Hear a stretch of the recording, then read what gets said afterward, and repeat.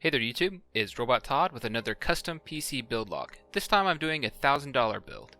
In part because I wanted to do it, and also because someone else actually asked me to do it. So since it's requested, I thought I'd do it a little bit quicker than usual and get the video out. Let's begin. With the CPU, I went with an AMD FX 8350 8-core 4GHz processor. This is one of the highest rated CPUs on the market. It has decent power consumption. It can also be overclocked very easily.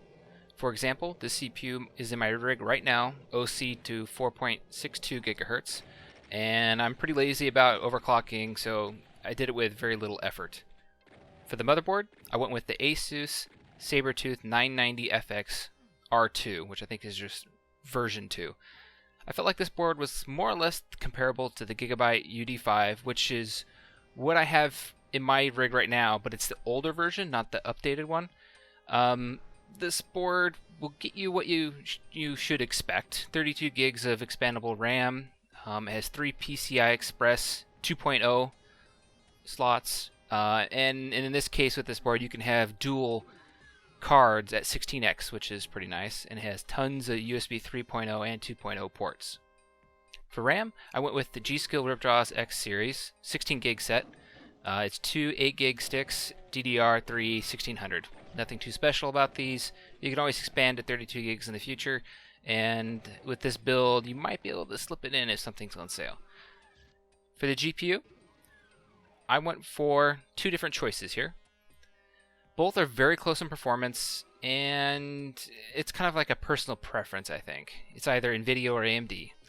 For NVIDIA, I went the GTX 960 4GB for the Win Edition by EVGA.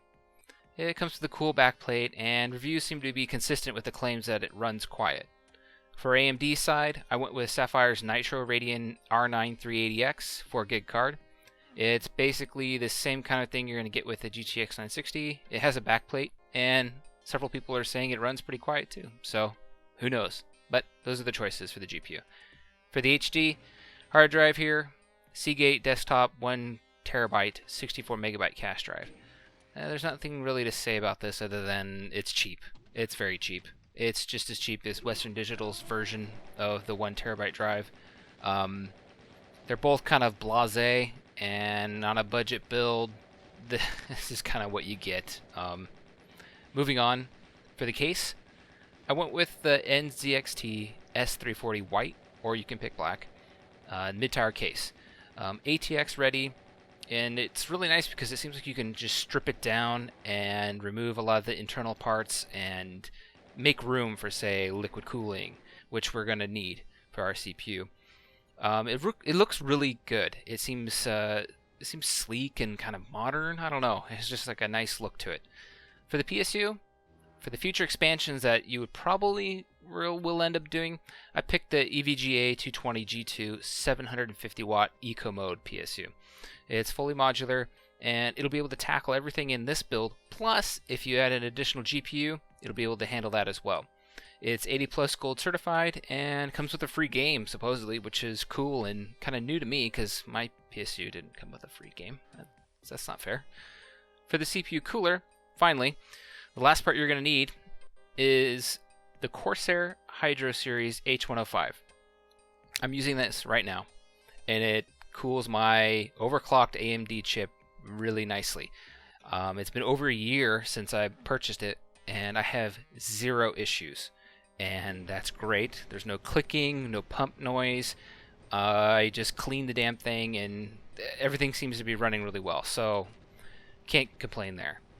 With all the current instant savings you can get from Newegg, the total comes to $954.92. So we're under that $1,000 mark, so there you go. You get $45 to blow in a game or something. Is there something you'd like to see in a future build? If so, leave a comment below or message me on Twitter. You can always get to me there. Don't forget to like and subscribe for more PC builds and random gaming videos. I welcome all questions and criticism. Please let me know how I can improve my content, and you can rant. Just rant at me if you'd like. Thanks for watching.